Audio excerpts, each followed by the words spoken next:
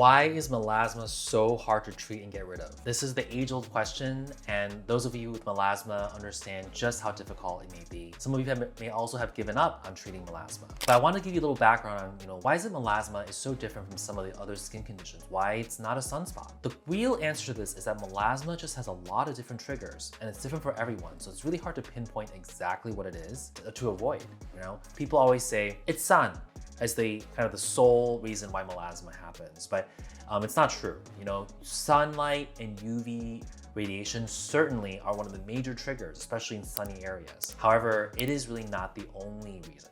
Okay, so we'll kind of focus on some of the other reasons for melasma that are less known. First one, regular light. Your in-home, at-home lights, fluorescent lighting, bluish tinged lighting, all can induce melasma-like changes in the skin. And so when people wear sunscreen when they go outdoors and they don't wear it when they're like, I'm in all day, or it's cloudy, those are the reasons why melasma can get worse, because you can actually get it from blue tinged natural light or blue tinged light that you can actually visibly see. So not just UV light, blue light, and probably other light on the spectrum can also induce it.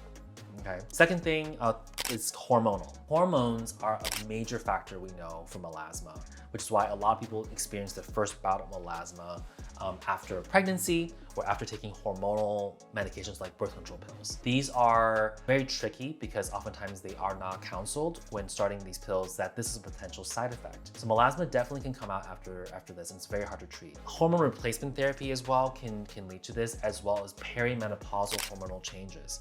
It's really like high levels of irregularly spaced hormones that can cause this to happen. So if you are experiencing sudden melasma, you aren't sure, you may want to talk to your gynecologist or endocrinologist about other reasons that your melasma may be getting worse. Third, heat.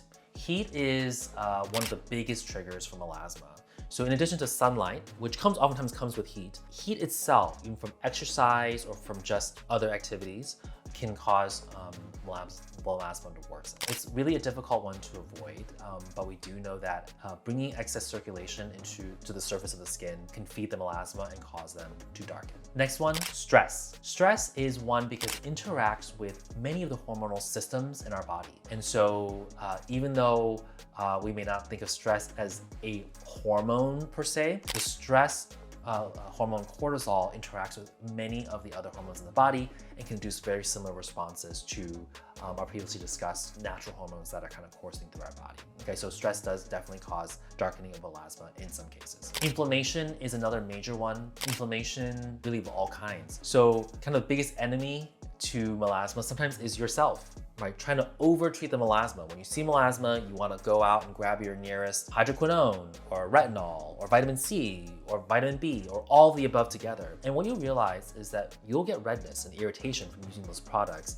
and afterwards, the melasma actually worsens. So avoid the temptation to sporadically treat your melasma with a bunch of over-the-counter products that are irritating. Make sure you talk to your dermatologist and make sure that it is an actual well-thought-out plan, so you're not making it much worse over time. The worsening can happen over a longer period of time, so you may not necessarily attribute it to a change you've made, but just know that sometimes it could be delayed as much by 2 or 3 months. So it is hard to tell completely. So try to avoid picking random products to try just because it says brightening or lightening on it. Melasma is much harder to treat than kind of simple one-offs like that. Okay, so long-term plans, including a lot of avoidance of these particular triggers, really will help the melasma be stable over time. I have other videos on ways to treat melasma if you do have melasma, so please subscribe and watch the other videos. Thank you.